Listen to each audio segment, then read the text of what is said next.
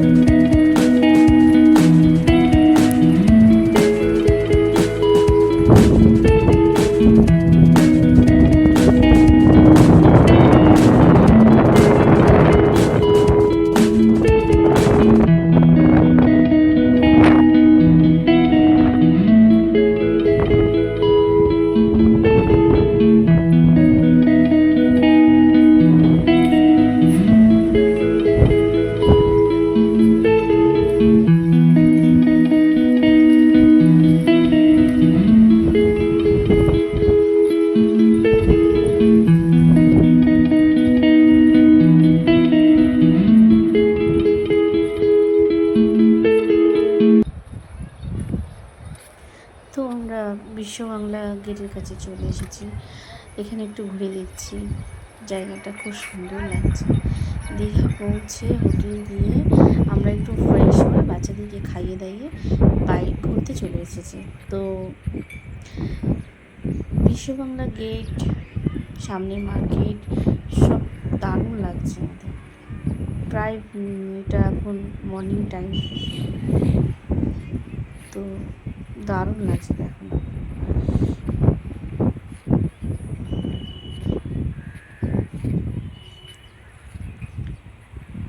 তোমাদের কেমন লাগছে একটু জানি।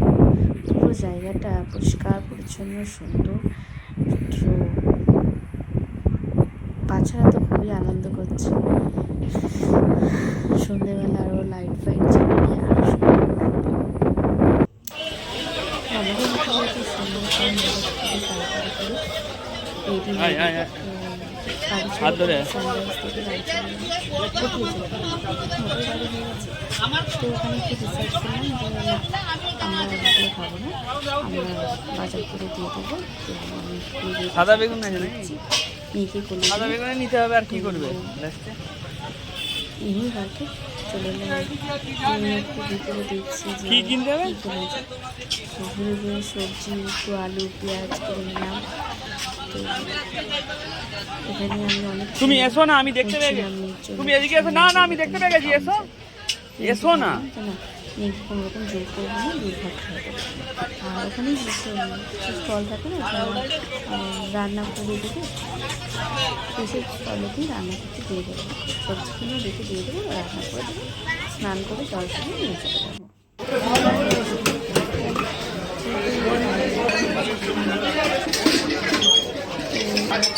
মাছ মার্কেটে প্রচুর মাছ, আমার তো মাছ প্রিয়, আমার তো মাছ খেতে ভীষণ ভালো লাগে। না একটা কাজ করো, নাও একটু কাটা পোনা নাও, চিংড়ি চিংড়ি নাও, সব নাও। চলো তো মাছ তো আমরা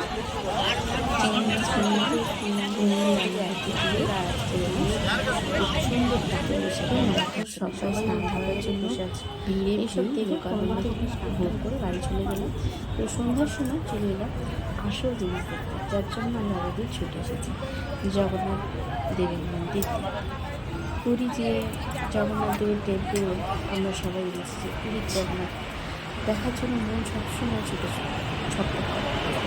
কিন্তু জগন্নাথ এখন একদম এগিয়ে চলে এসেছে। জগন্নাথ দেব আমাদের দর্শন করতে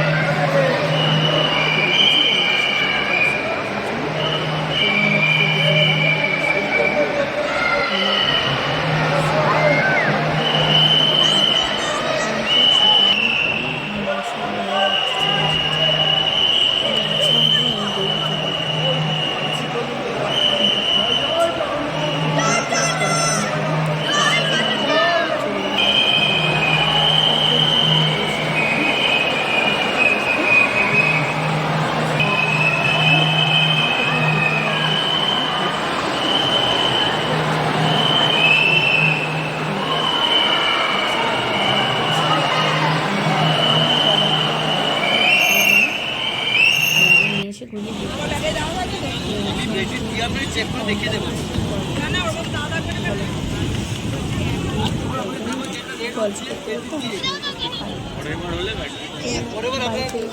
বাচ্চাদের